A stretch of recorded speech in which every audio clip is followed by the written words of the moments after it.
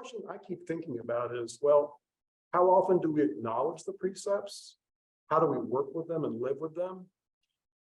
And how do we make them as a part of our daily Zen practice?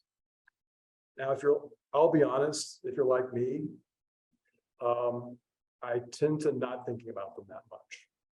I focused my practice on Zazen, and I'll be the first to admit that maybe I don't acknowledge or work with the precepts as consciously as I could. Okay, that's why Gyoto Sensei wanted us to talk about them and I think bring them into our consciousness a bit more. Here's John Dido Lori in his book, The Heart of Being, and what he says about the precepts. And I thought this is a great quotation. He says, "We live at a time of considerable moral crisis as individuals, as a nation, and as a planet. The injury we do to one another and to our environment can be healed only by sound moral and ethical commitment. That does not mean being puritanical. It does not mean being moralistic. The precepts have a vitality different from any ethical teachings I have encountered in the great religions of the world. They are alive. They are not fixed. They are not a list of do's and don'ts. They function broadly and deeply. They are based on an interpenetration, co-origination, and the interdependence of all the aspects of the universe." So when I read that, I thought, yeah, that sounds right. That sounds, I like that. But it also makes me think, well, okay, how do I practice with the precepts? And I think there is a part of me that focuses on that, the vision out of habit and out of conditioning, that sense of the precepts through kind of puritanical terms. In other words, when I look at the precepts, the first precept, for example, about non-killing, I'm really kind of thinking to myself, thou shalt not kill. And it has a kind of puritanical tone to it. So as I look at the wording of the first precepts here, I encourage you to kind of look at this with me. This is the first one of non-killing, and I love the wording of it, and it speaks to a deeper understanding of the precepts, which I think are a great way to start. "I will recognize that I am not separate from all that is. This is the practice of non-killing. I will not lead a harmful life, nor encourage others to do so. I will live in harmony with all life in the environment that sustains it." Now, there's so much beautiful language in there that I think speak to that deeper, richer understanding of the precepts. For Eihei Dogen, the precepts were a kind of natural, spontaneous experience of living an enlightened life, right? But again, as I often experience it in my own life, it seems a little bit less realized than that. So I often think to myself, oh gosh, I'm a bad person because I had some chicken last night. I ate some chicken, and I'm not a vegetarian. I try to be, but oftentimes I'm not. And so if with that puritanical sense of the precepts, I tend to think, oh, okay, maybe I'm not being as good a person as I could be. So for Nancy Mujo Baker in her book, Opening to Oneness, this is the first level of understanding the precepts. It's that sense of thou shalt not do this, never do that, never do this, right? But of course, the precepts are so much richer than that. To kind of get at the richness of the precepts, I'd like to share with you a traditional story from about a monk that considers the precepts in a talk called Saving Energy by the Song Dynasty Chan master Foyan Qingguan. He was a Zen teacher who lived in China from 1067 to 1120. And he has this wonderful story about a monk who has an encounter with the precepts that I think could be really enlightening for us. So let me share with you this story, and then I'll talk about it. Once there was a disciplinarian monk who had kept the precepts all his life. As he was walking one night, he stepped on something that squished, which he imagined to be a frog. a mother frog laden with eggs. Mortified at the thought of having killed a pregnant frog, when the monk went to sleep that night, he dreamed that hundreds of frogs came to him demanding his life. He was utterly terrified. So I'll stop right there. Now, at this point, you can see this monk who took the precepts very seriously. He was Thomas Cleary, the editor, calls him a disciplinarian monk. This is someone who's living in a monastery and whose main concern in his life was living the precepts, right? But you can see from this experience, he felt like he had violated the precepts, and it terrified him. And so I think that in some way that terror, that concern that this monk felt mirrors our own level, our own way of often thinking of the precepts as something out there, as something that's kind of like a moral straitjacket that we're enforced to live with,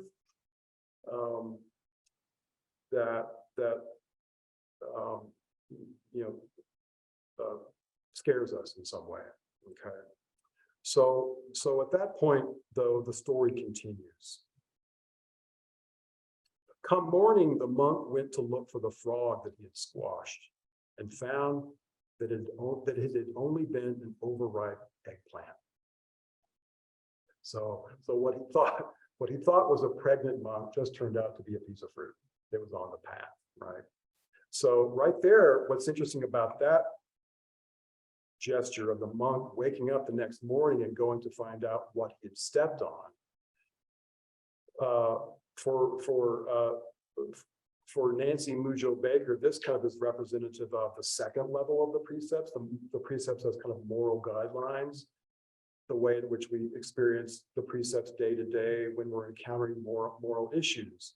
In this case, the monk was afraid that he had stepped on this frog. So he went out the next morning to go check out what had really happened. So he starts reasoning with himself, rationalizing with himself about, well, okay, maybe it wasn't so bad. Maybe the frog wasn't pregnant and I just killed one frog and no babies, or, it was dark, I couldn't see, he starts, rationalizing the experience with himself. That for Nancy Mujo Baker is the second level of how we deal with the precepts. Okay, but the story continues. Foyan says, at that moment, when he saw that he had actually stepped on an eggplant, at that moment, the monk's perplexities abruptly ceased. Realizing there is nothing concrete in the world, for the first time, he was really able to apply it practically to his life. So he has an awakening. He began to see, on the one hand, that all of those machinations about the frog, the pregnant frog, and killing all the babies was a complete fabrication of his mind. But at that moment also, he's seeing that the material world itself, the eggplantness of the world, the frogs of the world, were empty. That the substance of them was nothing that he should kind of latch onto and attach to. So this story is, I think, a great story for us as a way to think about the precepts. The monk, at this moment, when he has this revelation, begins to realize that the precepts aren't external to him, but actually they're living precepts that he's practicing all the time. For Nancy Mujo Baker, this is the deeper level of living with the precepts. She says, understanding that the precepts are not just ethical norms, but rather expressions of enlightened reality, changes our relationship to them, such that when we sit in Zazen, we have become one with them.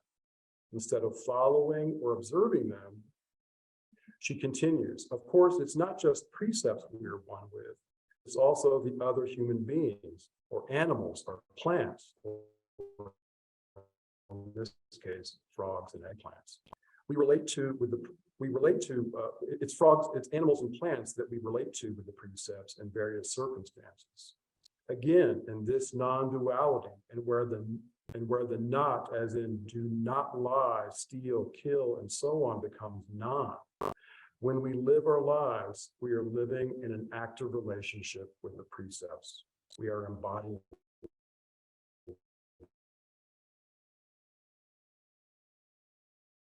their description of our life. This is the third level of working. So when I think about the story that Florian tells about the monk in his encounter with precepts, made me wonder, like, okay, how can I practice a deeper understanding of the precepts? And again, here too, this Nancy Mujo Baker in this wonderful book, I have it with me right here, Opening to Oneness. She has a wonderful way to start, which I want to share with you, and it just I think it's an important one. She says, in the case of the precepts, we need to shine the light of welcoming awareness onto the killer, the liar, precept breaker, and all of us. She encourages us to admit, I am a killer, I am a liar, I am a thief. Now, if we can do that with the precepts, I mean, think about that for a second. If we can admit that, I am a liar, I am a killer, I am a thief, the second we do that, I think what happens is that there's an invitation to compassion and wisdom that can enter our experience with the precepts. We invite self-acceptance and openness to others into our life. And for Baker, as she sees it, this is the beginning of living with that third level of the precepts. All right. So I think right now what I'd like to do, though, is to maybe share an experience with the precepts from my own life that is kind of ongoing, in which I've really kind of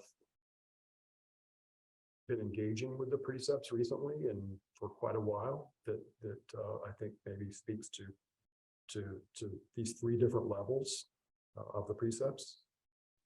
So if I'm to be honest with myself, precept number 9 is the one that I struggle with a lot. And that's the one about anger. And yeah, okay. The 9th precept says, I will transform suffering into wisdom. This is the practice of not being angry. I will not harbor resentment, rage, or revenge. I will roll all negative experience into my practice. So yeah, when I read this, I'm thinking, oh, but I'm angry. I get angry. I'm violating that precept, okay? And so but the second I admit that, I start to generate some self-compassion for myself and an openness to that experience and how other people might experience it too. Baker, in her book, though, has other advice. And if you haven't looked at the book yet, I really encourage you to, because she's so wise in how she gets us to live those deeper levels of the precepts. With anger, she says, she encourages us to ask questions of it. How do I push my anger away? What kind of anger is it that I experience? How does my anger show itself? When and why do I get angry? So when I think about this precepts and I start to ask those questions, I begin to kind of live those deeper levels of the precepts. Right now, I'll kind of share with you an experience that is a lot, that is really currently in my mind quite a lot, and it's painful. I'm dealing with a long-term grievance and injustice, a lot of long-term grievances and injustice on my job. As I think all of you know, I teach, I'm a writing professor at CU. And I'm a non-tenure track professor, and I've been at CU for 21 years. And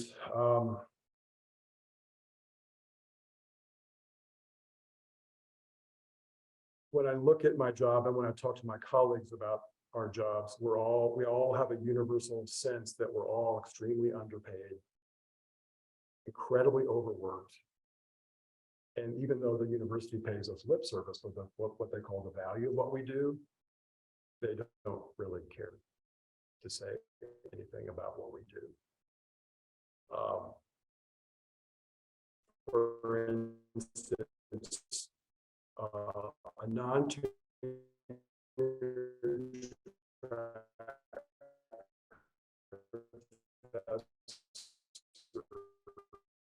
for 20 to 30 years, it's 25% grad job. They make 25% more than you do, even if you've been there for more than 20 or 30 years. We also, all my colleagues and I work 7 days a week. We teach 4 classes, while most tenure track professors only teach 2. We also, my department has the highest retention rate of students in the university because the students love us.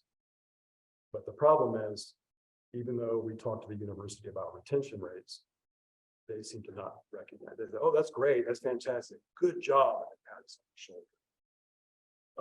So you can imagine that this causes a lot of anger, and the grievance is really built up.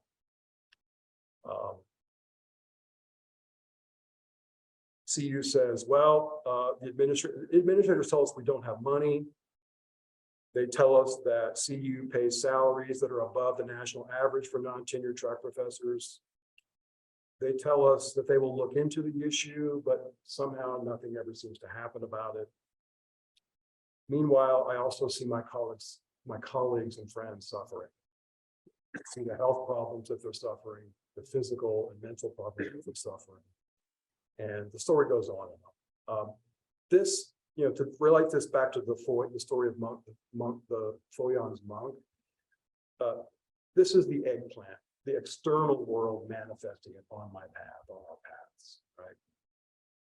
So once one contemplates those experiences, okay, then there's the way I subjectively respond to all of this, okay? And this is where the anger for me comes up. I experienced anger as a white hot heat I feel in my head and in my chest. At times I feel utter despair and am exhausted by our circumstances. In the right circumstance, at a meeting, say, with deans or a department chair, I can focus my anger on a particular person with a searing, focused beam of facts that I will spew at them at a certain moment, to which they've just left in utter silence. That anger tends to linger after I've said what I said. And I replay in my mind over and over again what I said, how the administrator, how the dean, how the chair reacted. And they're always usually supportive. They say, oh, we understand, we get it. We'll do what we can. This is what I've heard for 21 years. That reaction, that anger I feel it in my body. And I see my colleagues feeling the same way. That's Foyon's frog haunting him, right? After what he steps on, what he thinks is that frog. And the way he suffers, is terrified of the reactions I have to our situation and the anger I express. That's the equivalent of Foyon's frog there. It haunts me. The question is, how do I live with that anger? How do I, if I am to work and live with the precepts, I can't push it aside. I have to sit with it. Add to that, what also I think makes this anger a real live wire for me is that in my childhood, I was raised in a family that basically neglected me. My mother and father were never around, and I was never valued for what I did, what I said. And it's funny how we often tend to take those experiences we have in childhood and find experiences and people in our adulthood that mirror that.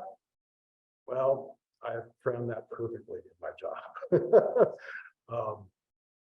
I've working in a job in which that no one really pays much attention to us, and we're not given much respect for a lot of reasons. So, okay. So dealing with the anger like this is the embodiment of what for Nancy Baker is the second level of morality and of understanding the precepts. I'm angry. I have a right to be angry. I am justified in feeling angry because of the way CU treats me and my colleagues. Just recently, I've had to sit with my colleagues as they cry. I had a meeting just last Monday, right before I came here in Shambhala, which I was talking with a colleague of mine, in which I could see her shaking. And it was clear that the decades of frustration and despair had just built up of this person. It was agonizing. So I carry all of that with me. Right?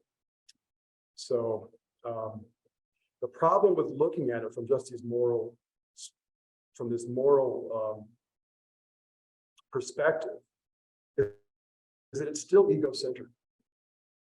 It's still, I'm looking at it as like, oh, it's something happening to me.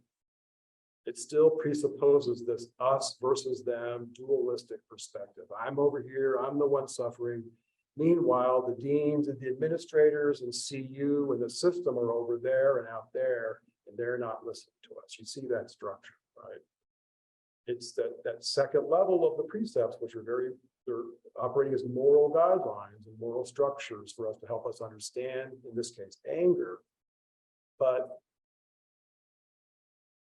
our practice actually encourages us to look deeper. Foyon's story of the monk and the frog encourages us to look deeper. The final part of Foyon's story, here's the final part of Foyon's story after he talks about the monk and the frog. He says, now I ask you, when the monk has stepped on it by night, was it a frog or an eggplant? If it was a frog, yet when he looked at dawn, it was an eggplant. If it was an eggplant, yet there were frogs demanding his life the night before. Can you decide? I'll try to decide for you. And Foyon ends his talk with a short poem. Feelings of frogs may be shed, but the idea of eggplant remains. If you would be free of the idea of eggplant, strike the evening chime at noon. So Foyon's asking us to go deeper with our understanding of the precepts. He's asking us to be like that monk and wake up and have a revelation about our relationship to the precepts. So I have to ask myself, can I distance myself from the financial story that CU gives us? The story of the administrators and their words and the circumstances of our low income and our long hours. Can I detach myself from that reality? Can I let go of getting caught up in my own emotions and my sense of grievance? Can I be like Foyon's monk and drop the perplexities and see there's nothing concrete in the world? That these circumstances are an elaborate tapestry in my mind that I have created and that keep me in the present. So that's the challenge. Can I let go of all those frogs and eggplants?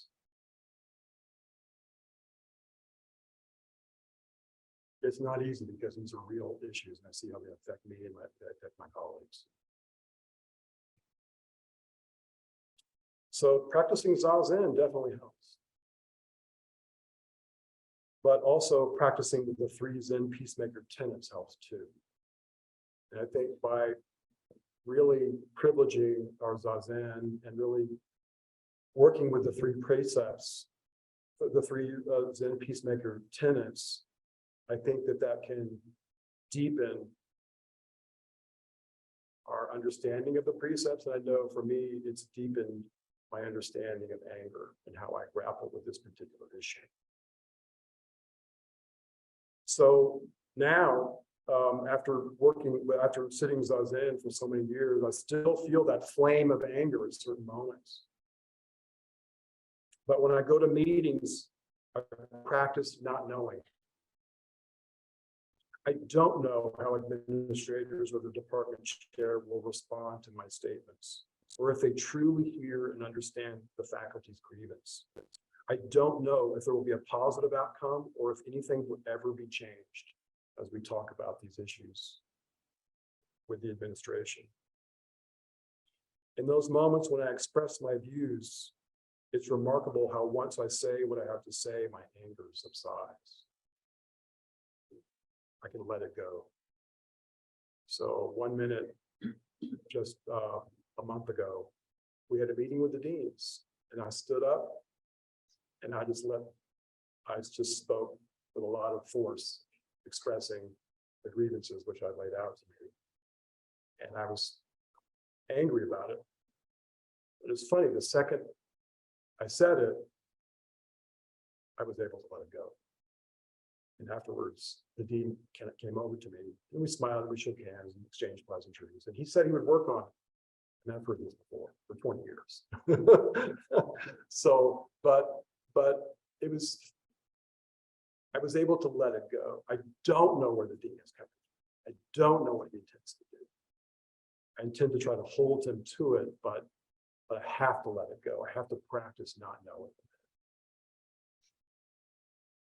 When I speak with friends and colleagues about this issue, I ought to also practice not knowing. I practice not having expectations. I don't know if my friends and colleagues feel exactly the same way I do. I know they're upset, but do I know what's in their hearts exactly? Not really. I know we share grievances, but it's hard to know how they may want to respond, how they might want to act, and why. This is recognizing the freedom and autonomy of others. This is acknowledging uncertainty and the impermanence of circumstances. That's Foyon's monk realizing, oh, what I thought was so real may not be so real. Is it a frog? Is it an eggplant? I don't really know. I have to let go of my certainty that I know something. Right? I also take action. I sit on an executive committee giving a voice to the faculty about this issue, and I've done so for 4 years. I'm a member of a union. We are planning a labor action right now to capture the attention of the CU community and hopefully the media. I don't even need to think about doing this. I just do it because it's almost at this point, it's like something natural and spontaneous that just arises up out of me. That desire to fight.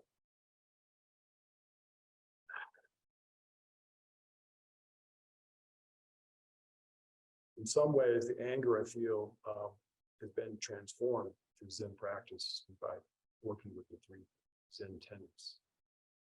I do all of my talking and all of my discussing with my colleagues, and all this taking action and planning without any sense that there's going to be any outcome. I don't get attached to it. And I'm grateful for that.